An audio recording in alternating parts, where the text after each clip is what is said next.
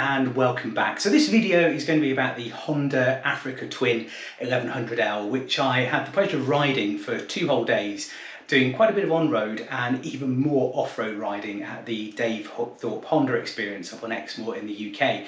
Had a lovely time and had some quite challenging conditions, in very dry conditions, but it was surprisingly slippery and difficult to ride. And as you know, I come at these from the perspective of normal people like you and me. You know, we're not pro riders in general, we're not the Chris Birches of the world who can go and smash everything and really hammer these bikes. We're people who want to understand and learn that we can take these bikes into more challenging environments. So this is my perspective on it, and I'll do quite a bit about the on-road and the off-road and do a bit of a review about that bike. Now, on a different note, I want to actually go into my wheelhouse. And if you've not heard of that expression before, I was listening to Ryan F9 at the Adventure Bike Festival at the weekend, which was an amazing event. And if you're in the UK in June next year, definitely worth getting tickets for it. It's superb. But yeah, listening to Ryan F9 about YouTube channels and how we do it. And his wheelhouse is the place where we go that we know something about. So I'm doing all of these videos from the perspective of a pretty new person. I'm not pretending to be an expert. But my wheelhouse is medicine, and more specifically, it's medicine in remote and austere environments when conditions get very physiologically challenging for us. So watch out for a series where I'm going to go into how we can look after ourselves, what things we can do to optimize our performance, and then also some of the first aid tips and sort of advice that we might need for looking after ourselves and also other people when we go to those physiologically challenging environments like very hot or very cold places. This was crystallised a bit in my mind when I was listening to Vanessa from Go on a Bike, and I spoke to her after her talk when she described her experience on a desert rally. And it sounded like she dropped her sodium in her blood over several days in the extreme heat, but also gradually got heat stroke as well. And she became really unwell with a combination of the two. And we were discussing whether this type of thing can be prevented. And ultimately, we can't prevent everything. We can't stop everything that an extreme environment is going to throw at us. But we can do stuff to optimize our performance and look after ourselves before we get to that point. So keep an eye out for that series of videos where I start going into the medical side of things and how we look after ourselves. And then I'd also like to start touching on some expedition techniques as well. I've spent many years teaching expedition medicine, and I've worked in all corners of the globe in different environments. So got a lot of tips and tricks for how we can look after ourselves, the kit, and how we sort of live in these environments. So anyway, let's crack on with the Africa Twin, and I'll come back at the end and we'll have a chat and distill my thoughts about what I thought about the Africa Twin for a normal person. So we're here on day 2 of the Dave Thorpe Honda Experience, and I wanted to give a review of the Honda Africa Twin 1100. We've got these 71 plate bikes, a load of them, so all lovely and fresh and new. We did a day yesterday getting used to the bike, so did quite a bit of road riding to get to the venue, and then we did a whole day of off-road riding in some quite nice dry conditions actually. And this is just going to be a review of the Africa Twin both on-road and off-road. You know, I've searched for reviews like this, and don't forget this is coming from the adventure newbie perspective. I'm not a pro rider, you know, I'm just the average everyday person who might be looking for a bike like this. And let's look at how it performs. The last Honda bike I had was a 125 when I did my first bike training, and I had that for about 6 months and put a lot of miles on it commuting just to try and learn it. So this is the first Honda bike I've ridden since then. Between then I had Kawasaki's and KTM's, Triumphs, quite a few bits and pieces, and then as you know my current bike is the KTM 890 Adventure R. And this is the first time I've had the ability to really compare another adventure bike with some significant off-road riding, and just to sort of feel how different it is. So the Africa Twin, it's an 1100 parallel twin engine. And we'll just talk about the engine for a minute. So yesterday when I first got on the bike, you know, it's a little bit unfamiliar, and you know, you always take it a little bit easy when you're on a new bike as you get used to it. So initially I thought the engine was a little bit subdued, but I think that was because I wasn't really using the rev range very well. You know, I was keeping it down a bit. And then once I played around with it later in the day, and the ride on the way back to the centre after the off-road stuff was just a beautiful, beautiful road ride. This engine is smooth, it's torquey, and then you sort of hit 4,500 revs and upwards, and it has a really lovely power surge to it. But it's a really smooth power delivery. There's no sudden surprise, anything like that. It's just this lovely, smooth, tractable power that you get from it. So I'm quite impressed with that, and it's a nice engine. And I think for longer journeys, I think this probably does have the edge over the 890. We got up to slightly higher speeds yesterday. I won't say what speeds, just to see what it was like, and it felt really settled and really easy to sort of pull away. And you know, I reckon when you're fully loaded up, if you're going on a longer trip with that weight, it might just make things a bit easier having that bigger capacity engine to deal with that. Suspension wise, you know, it feels great. We've got the dive on the front suspension when you brake a bit harder, and that translates to off-road as well. But you know, unlike the I had the 1290 Super Adventure S for a while, and that had the anti-dip front suspension, but you don't really get that on the 1290 Adventure R. So you know, I think they're comparable, and I'd love to get a 1290 Adventure R and do something like this on it, just to see what it's like, because I think the bike's a similar weight, but I just love KTMs. But to be fair, you know, I was looking at the prices of these bikes last night because I was really taken by it yesterday when I rode it. You know, there's a lot of really good stuff about it. Going onto the dashboard, it's a really bright, visible touchscreen display. I like the touchscreen aspect of it. Just come up to a junction, let's concentrate a bit here. Yeah, so the touchscreen is great, and it gives you a lot of useful information. You can flick between the user modes here, and you can customize user modes as well. What it does do though, when you turn the power off, it defaults to its standard setting, so you do need to reset that user mode each time you turn the power back on. And I think that's in common with quite a lot of bikes that you get, where you have to reset that user mode. On the left here we've got the ABS, which you can turn on and off, or to turn the rear ABS off, the front ABS stays on. And yesterday off-road, you know, it wasn't very invasive. You know, I couldn't feel it that often. It kicked in a couple of times, you could feel it gently pulsing, but certainly not invasive on some fairly good, you know, slippery downhill stuff we were doing on mud, pine needles, lots of stuff there. Underneath that we've got the traction control, and for this we've been using number 1 on the traction control, and I'm trying to equate that to the KTM, which I think, you know, it's probably having the rally mode at number 1 or 2, so minimally invasive. And on this one you can actually turn it to 0, which is no input at all. The school here keeps it on 1 just to give you a tiny bit of traction control off-road, just for if things get a little bit emotional and your back wheel's spinning away, it will stop it in the most extreme circumstances. And then below it here we've got the wheelie control as well. Now we've been advised to keep that on 0 for the off-road riding, because from what the instructors were saying, it can kick in when you're going uphill. So if you're doing hill climbs, the bike senses the gradient or the accelerator, and it can cut power just at the wrong point when you're doing a hill climb.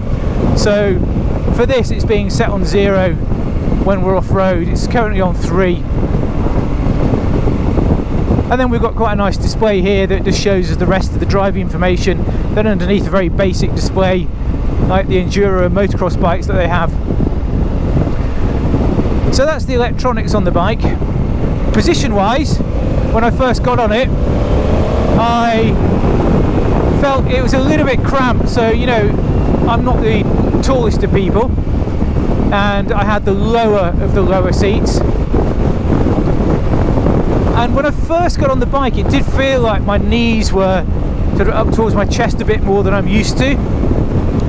But riding the bike this morning, I don't feel that at all. I think it was just because the riding position was unfamiliar compared to my KTM. The bars are on their standard sort of default setting, and you know, they're fine. They're a really nice level. They're a good height for the off-road, so they don't really need any change in terms of height and rake on them. So the same as that corner yesterday, I felt it again. The bike is more top heavy than the 890 Adventure R, which has its fuel tank sort of saddlebagged. Here the tank's up here, so what that means, the centre of gravity is a bit higher, and you do feel it on the turning on some of the sharper corners.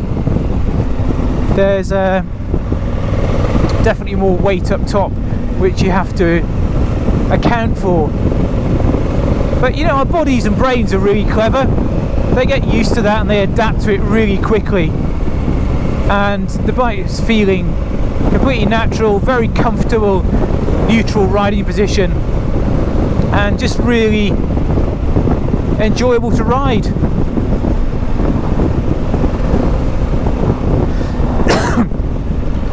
So I'm still coughing from the dust yesterday. It's like riding in fog at times, there was so much dust.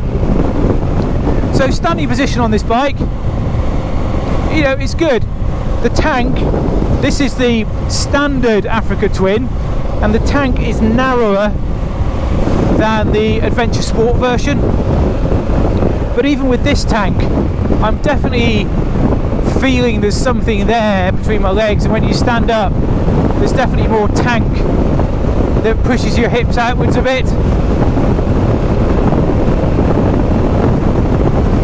And again, that's probably just getting used to it and a different feel to the bike.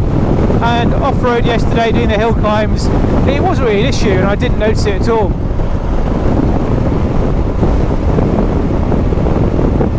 So that's a rough overview of the bike. On to a few twisties now, and I'm beginning to love that sort of surge of power you get from this engine. Yeah, it's a parallel twin 1100, and it's all there, it just keeps coming.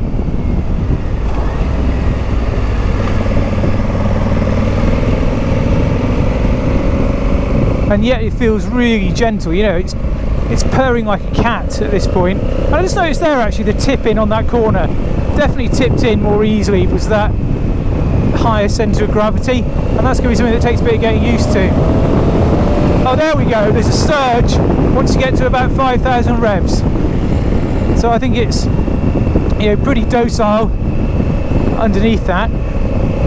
But even so, the throttle feels a little bit edgy at times. Yeah, there's that surge. That's actually rather nice. The big problem with going on a bike like this and riding it is that if you like it, you're going to want one. And this certainly does feel very effortless. And first impressions are, I'm rather enjoying it. You know, I love the edginess of the KTMs.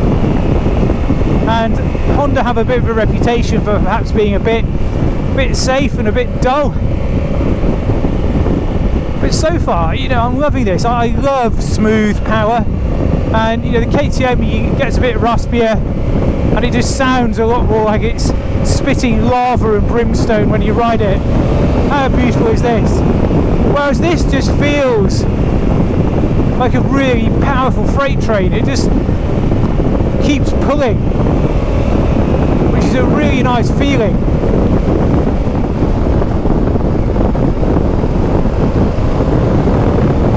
On the open road, this bike is lovely, really lovely to ride through these sweeping turns, and it's such a beautiful morning as well.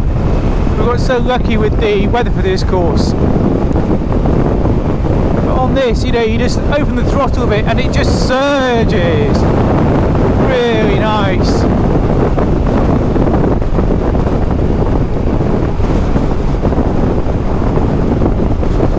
saying at the beginning, the power is really smooth, it's progressive, it's quite tractable power.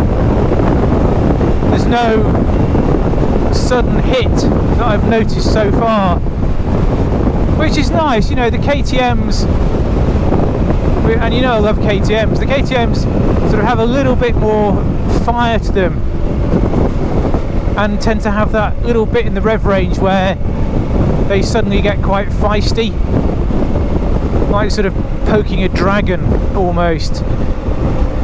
You know, this, I guess, you know, I might be a little bit biased against Hondas. You know, I've always seen them as sort of reliable, mass-marketed bikes, and I don't want to let that bias sort of change what I'm feeling on this bike, because I am loving this bike.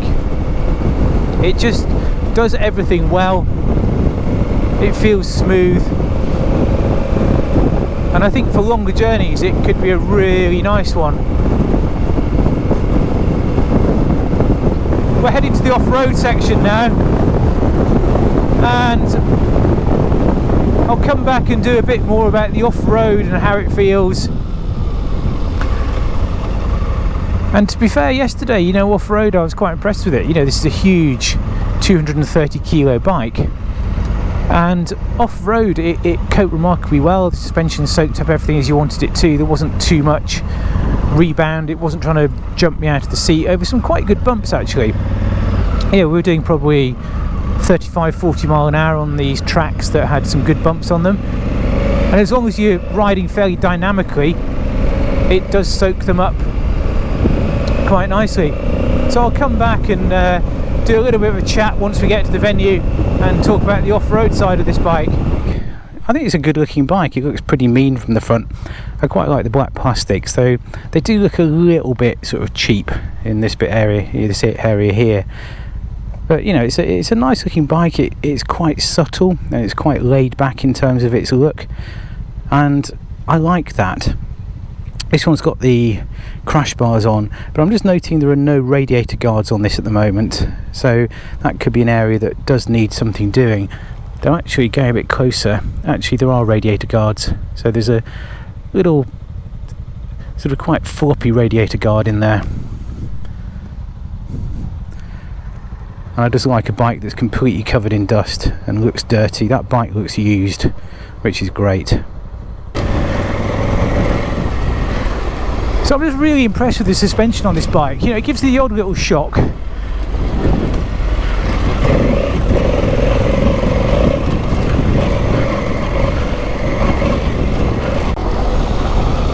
But it's a real treat playing on this dry ground. You know, I think we know that big adventure bikes struggle a bit with mud, just from the sheer weight.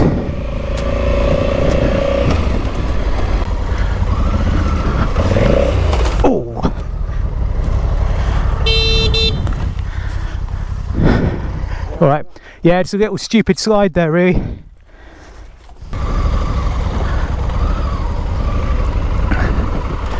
Wrong route finding there. I got to do that nice hairpin again. It's actually good practice. You know, really sharp, quite slippery. And you know, with no traction control on at all, it seems to handle it fairly well. So I just grabbed a little bit too much front brake then, and the ABS sort of kicked in on me.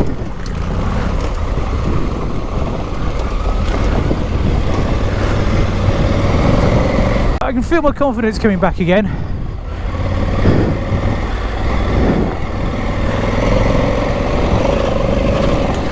Yeah, that back wheel is it's still just throttle control, and it's actually very controllable as long as you don't grab a handful. On the electronics, we've got the engine mapping turned down a little bit. Can't see a thing again. So I'll take a little bit more time to talk about the Africa Twin off-road, but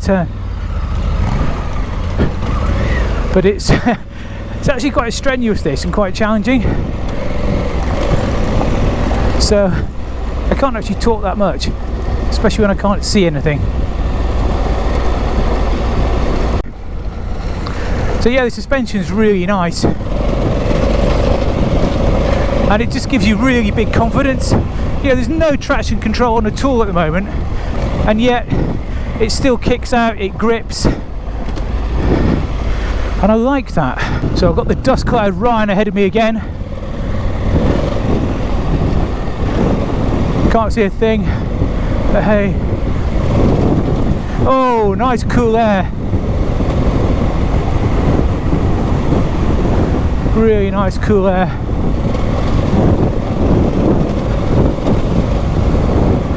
So the suspension is much softer than on the 890, and I'm quite enjoying that.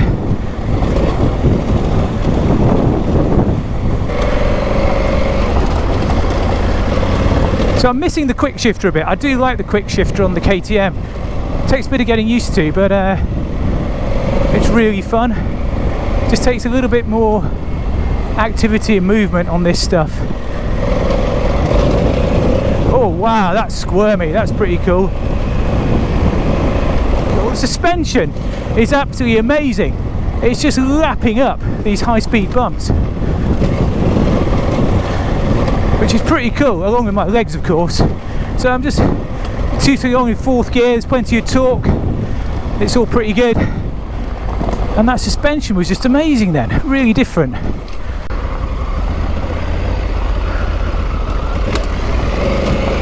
Oh, dodgy line down there, and 1st gear, wasn't expecting that. So this course is really piling it on now, starting to get a little bit tired.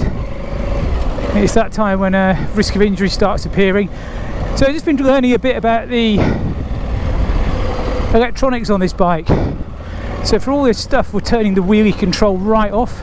So apparently it's quite intrusive.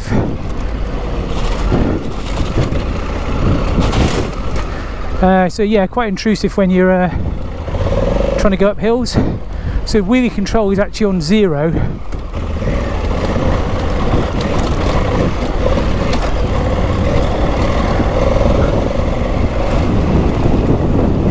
And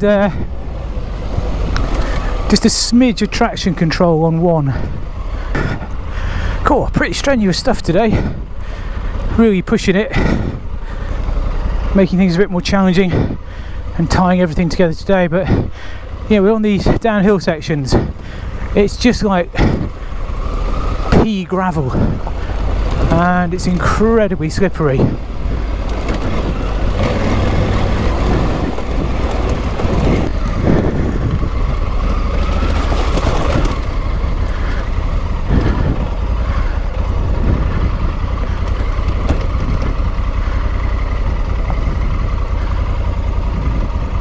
Beautiful, beautiful woodland. So the bike feels super balanced, really quite stable and nice, really beautiful.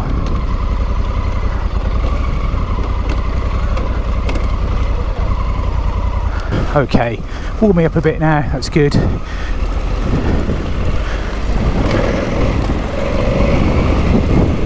And a lot of it's just pattern recognition on the different types of grounds and just experiencing all the different types of terrain. And the bike is feeling pretty confidence inspiring in that respect. What you tend to find with all these big bikes is when they're going, you just don't feel that weight. It's only when you're at super slow speeds or you drop it that you start noticing the weight on it. We just had a lunch and heading back to the venue now. So you know, good 2 days on the Africa Twin, and just been chatting with other people about it, and people genuinely seem to love this bike. You know, I've not really heard a bad word when I've been talking to the others in the group. You know, my friend Adam, who'd not done any off-roading but loves his road bikes, said it was a really confidence inspiring bike, and you get to know it quite quickly, it becomes a part of you quite quickly. And we were just doing a U-turn in the car park after the fuel station there, and it really did feel very, very easy and smooth, and it did feel like the bike was sort of attached to you. So very settled, very nice, very impressed with it. I was trying to think if there are any bad points really, and I can't really find many bad points. Yeah, I think the fuel tank feels a little bit wide, but you get used to it. It's fairly heavy when you drop it. You've got the fuel quite high up, so it does feel a lot heavier when you're going to pick it up with that higher centre of gravity. And you also notice that on sharper corners as well when you get that tip in of the bike. So, you know, very few minor points really. And I come back to the one I was saying where I'm a little bit of a funny thing when it comes to, you know, Honda. You think it's sort of safe and super reliable, but you know, they make amazing bikes. And I think if I was choosing to do a very long trip, then the reliability of Honda is a massive plus point. But also, it's super fun to ride. You know, this is a 230 kilo adventure bike, you know, 1100cc, and yet it feels pretty nimble. It doesn't feel like it's got a long wheelbase on it, and when you're going through the twisties and the corners, it's really rewarding to ride. And I think one thing that makes it nicer like that is it just seems to have a very flat power curve on it, or a linear power curve rather than flat, and so you get this sort of constant surge of power once you get about 4,000 revs, and I really enjoy that. You know, it feels predictable and safe, and I'd strongly consider getting one of these. Now, I think it's the top end bike that, you know, you do your long journeys on. And again, over lunch we were just discussing that it's probably a, you know, 70-30 bike. You know, you don't buy it for off-roading, but having ridden it on some fairly cheeky off-road terrain, it handles it pretty well. And as usual, you know, it's my riding that lets it down. So it feels like a very capable bike. And then, you know, I think ultimately you probably want two bikes, don't you? You want the long distance bike, which would be this one, or the KTM 1290 Super Adventure, either R or S. And then you want your little sort of pootling around bike, the one you just take out for green lanes, for a little bit of off-roading, and something a bit lighter weight. You know, something that you can even do a weekend away on and still enjoy it, but just not with that huge weight and presence. I'd like to try the KTM 1290 Super Adventure R on similar terrain and just compare the two, because I don't think there's much difference in the weight of the Africa Twin and the 1290. But that surge is amazing, really nice, love it.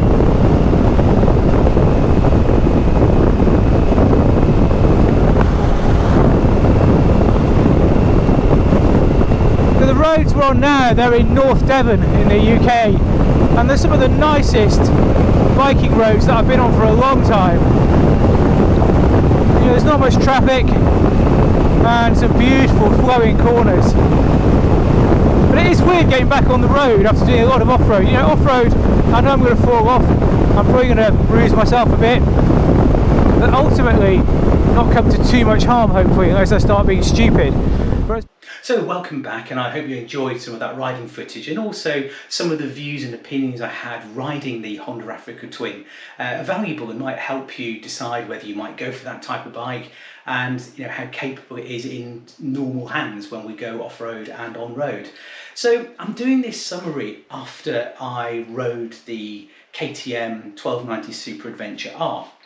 And I've actually put that video on it already. So it's a little bit of a strange way around to do it, but actually it's very useful doing a summary like this, having ridden the two of those bikes. I have ridden a GS before, and I've test ridden one, but that was probably about a year ago.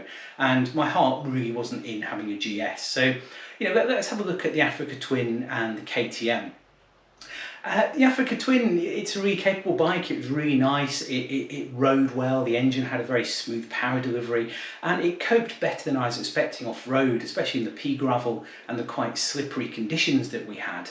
But you could feel the weight of it. The weight was high up, it's got that large tank in a higher position, and if you get the Adventure Sport, it's even heavier higher up because it's got a bigger fuel tank.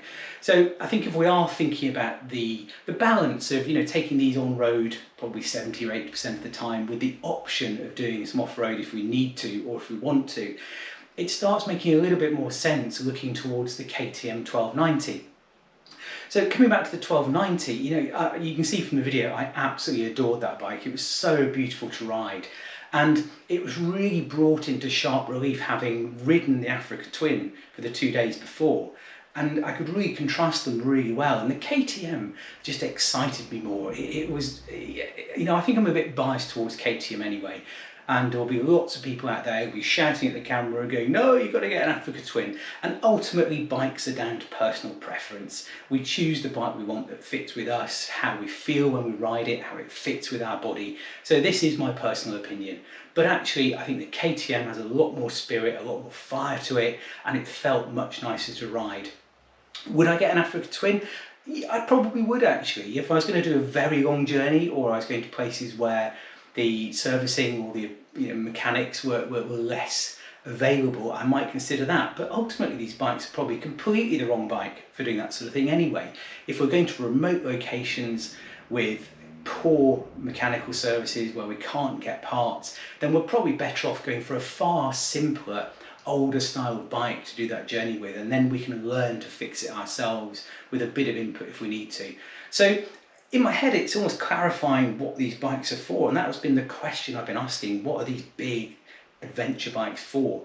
And I think they're for the long journeys, they're for the ones where we want to really travel long distances on pretty decent roads, but they also give us the ability that if it gets a bit rough and the tracks get a little bit more difficult, we know we can take them on those tracks and the bike will cope.